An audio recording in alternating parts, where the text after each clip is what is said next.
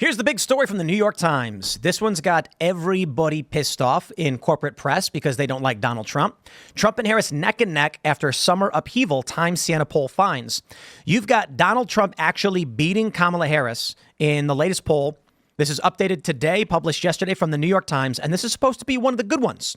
Now, I'll admit, it's just one poll, but the crosstabs are actually really, really interesting. Do you consider yourself a Democrat, Republican, or independent, or a member of another party? Take a look at this. 18 to 29. Only 26% say Democrat. 31% say Republican. 34% say independent. Democrats are losing the youth vote. Not that it's very large, but this is big because young people famously, historically, were always Democrat. But take a look at this. The largest block is 65 plus. Republicans, similarly. And interestingly, 30 to 44-year-olds are not Republicans, but independent is the largest group among 18 to 29-year-olds. This says a lot. The corporate press, this is what I find really funny about this, and you guys can tell me why this may be or why you think it is. So when a poll comes out from ABC, WAPO, or whatever, and it favors Kamala Harris, they just say, here's the poll. When it comes out and favors Trump, they go, oh, well, you need to understand. I mean, it's probably not really a big deal. It's like Trump's not really winning. There's a reason why it looks this way. They immediately panic and start acting like it shouldn't be happening, and they're upset with their own results. Well, yeah, because they don't want it to be Trump. I mean, one of the interesting things that the Harris campaign has had to grapple with was initial favoritism in the media. There was this big, bold, oh, she's surging in the polls and she's going to catch Trump. And now they sort of don't want expectations to be particularly high for her. They want to remain in this position where they only have to attack Donald Trump and they never have to say, oh, she will follow through. I mean, how can you explain that someone is leading in the polls when they hadn't released a policy until, 24 hours ago, today?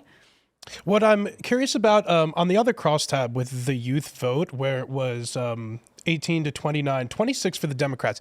Do you think that's because they are too progressive or not progressive enough for younger people that number is? I think it's both. I think they're a pretty divided age group. I think it is fair to point out that this seems strange. Among Democrat gender, 23% said men, 39% said woman. Oh, yeah. Men versus the independent. Yeah. 35% men to 24% women. Yeah. I think we're seeing an exacerbation of the gender divide, too, with more men becoming Republican and more women becoming Democrat, obviously based on abortion, but some other issues, too. We're seeing that divide larger than it's ever been. Man, women are overwhelmingly Democrat. And I just think that's very interesting. Well, it makes sense because women care about abortion. No, I just saw the movie Twisters, okay? I'm going to tell you exactly what's going on. Have you guys seen the movie Twisters? I have not. It's actually really good. I actually really enjoyed it. We need to bring back movies like Twisters, okay? I saw Beetlejuice, and I was like, what is this? It's 5 stories strung together, and it doesn't quite make sense. It's fun to watch Beetlejuice. We all remember 1988. Good times. Well, not everybody was alive then. How were you guys alive in 88? No. You weren't? I don't know what you're talking about. I was 2 anyway. You've never seen Beetlejuice? No. Okay, anyway, here's my point. In Twisters... I have. I get it. Okay. I was 2 as well. Well, we're getting a weird buzzing thing. I don't know what that is. Yeah, it's like fading in and out. Maybe, I think it's your phone, actually. Yep. Maybe not. I don't know. Anyway, hear me out on the Twisters thing. So I'm watching Twisters the other day, and the main character is this woman, and there's a big tornado, and there's this guy who's driving with her, and they're trying to triangulate radar data on a tornado to learn more about tornadoes. This data could save, it can help forecast models, it can predict tornadoes better, and it can help people get out of the way and save lives. So they get the data. The tornado scoops up one of their radars and flings it. And after the tornado clears, the guy's like, we got to go get the GPS so we can get this data. And the woman goes, no, the tornado hit a town. People need help. And he's like, we have to get this data. And she says, no, I'm going. And so instead of getting the scientific data that is extremely hard to get, that they risk their lives for, they go give out water bottles in a town. And right away, I was like, this explains Democrat women. And I don't mean that in a mean way, but it does. The woman's immediate reaction was, we have to go help the people. The guy's immediate reaction was, we have to collect the data. The data, it's an interesting philosophical difference between, and I know it's just a movie, but my point is this. you don't know exactly what's going to be happening in that town. You don't know who needs help or what's going to happen. But her concern was the people there and not the science, not the research. The guy was like, we need this data because the data is going to help us in the future, long term and short term. One guy cared more about the object. The woman cared more about the people. And I'm like, right away, that's it. Now, I got to be honest. I'm a guy. I was like, she's insane. She doesn't know if there's anybody in the town who needs help. She doesn't know what help they'll need. She doesn't know if she can help. She might be a burden. It's a disaster economy. Get the GPS. But this is how women vote. And this is why they mostly vote Democrat. Well, thanks for ruining the movie for me. But I suggest also that the main character in Twister is the tornado, not the woman. That's the main character. That's You've what never even seen it. I've seen Twister. I've not seen Twisters. Okay, I've seen the first one. In Twisters, there's just like 12 tornadoes. It's just like they just keep happening. It's a family of tornadoes. But it's funny because randomly in the movie, it's like you hear a TV in the background saying, record amount of tornadoes this year. And it's like, we get it. You made a movie about tornadoes. But anyway, my point is that's the perspective of women. When it comes to policy, they're coming out and saying, guns are bad and they hurt kids. And women are like, we got to ban guns. And guys are like, whoa, whoa, whoa, whoa. You know, we need to have a conversation about what that's going to do and what'll happen after the fact. By the way, did you see the clip of Trump talking about mosquitoes when he did the interview with Hannity? Because you're batting one away. Did you see this? Yeah, that's a the fly. mosquito like flies in front of him. He goes, and we don't like those mosquitoes being everywhere. He just like moves into dissing the mosquitoes. I think what you're talking about here is pathos, though, right? And like this is a big pathos election. It's a big pathos election as far as like Kamala is concerned, because that's kind of. I mean, look, we saw the policies come out today. There's not a whole lot in there that we didn't already know. A lot of it is copy and paste from the Biden campaign website, by the way. If you look in the source code, you can see it matches. Like, they've literally copied and pasted it. But pathos is incredibly powerful, and that's why they've been going, like you say, on the abortion stuff. But it's a whole gamut of other things.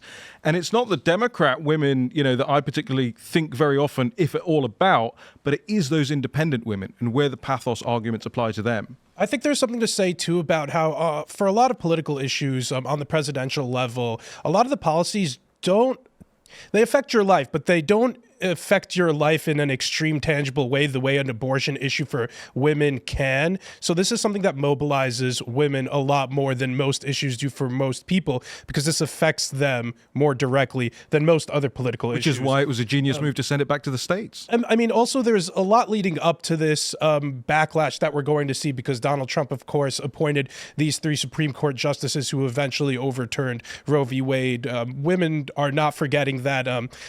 And I think we're going to continue to see a divide like this as Democrats continue to be the party of abortion. I cover a lot of Democrat rallies, and this is the top issue that people talk to me about. And women will literally work themselves up into tears, not for wrong reason in some cases, but I'll ask them, what are their top issues? What are they concerned about? They'll tell me like a heartfelt story about how they needed access to abortion and how they heard these, one-off stories about women having to cross state lines to get abortions elsewhere. And for women, this is probably the issue, the number one thing mobilizing Democrats. And Donald Trump, I mean, he's been trying to dispel this for the Democrats and how he's been probably the most pro-choice Republican we've seen in our lifetime. Well, abortion is definitely the issue that Kamala Harris was willing to sign her name to first, right? I mean, she, as vice president, toured the country. That's where she met Tim Walz at a Planned Parenthood. She was on a pro-abortion, they are trying to steal your rights tour.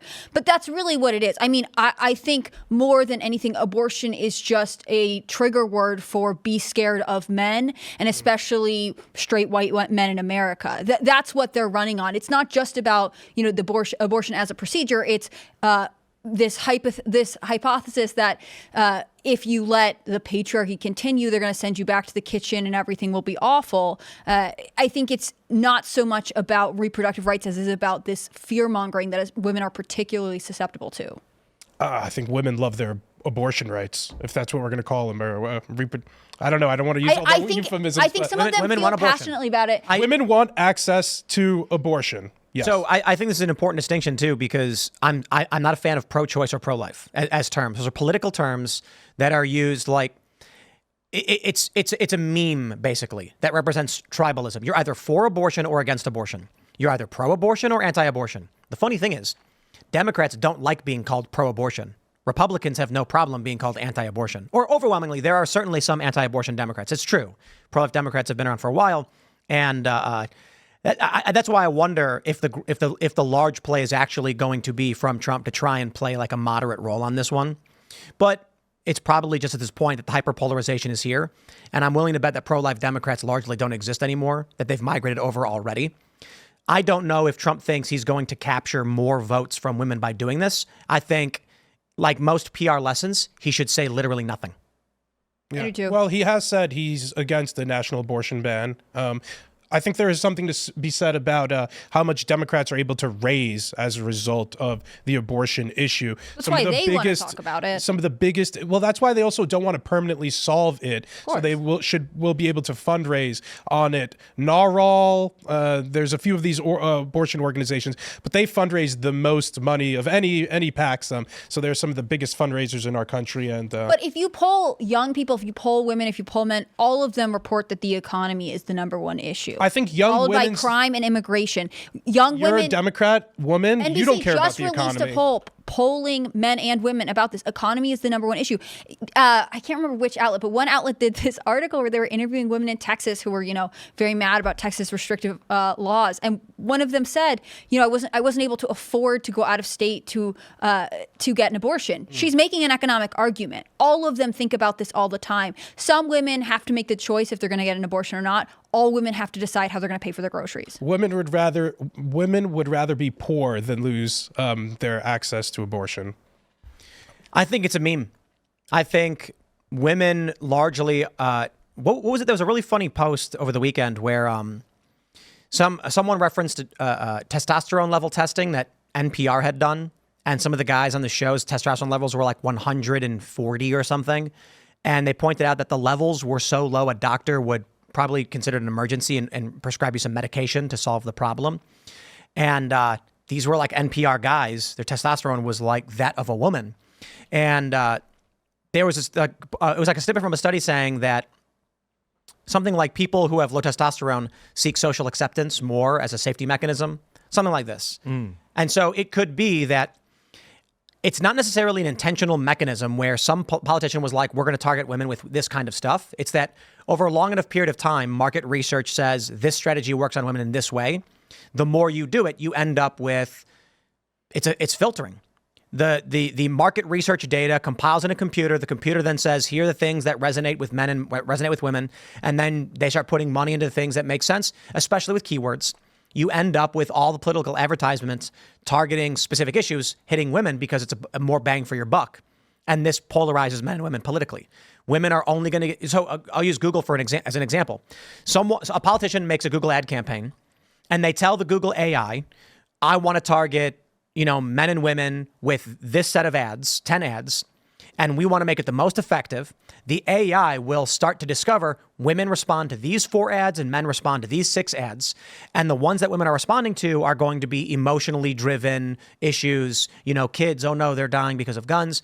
And then you're going to get a lot of women who are going to be like, that's my issue. Abortion being a big deal.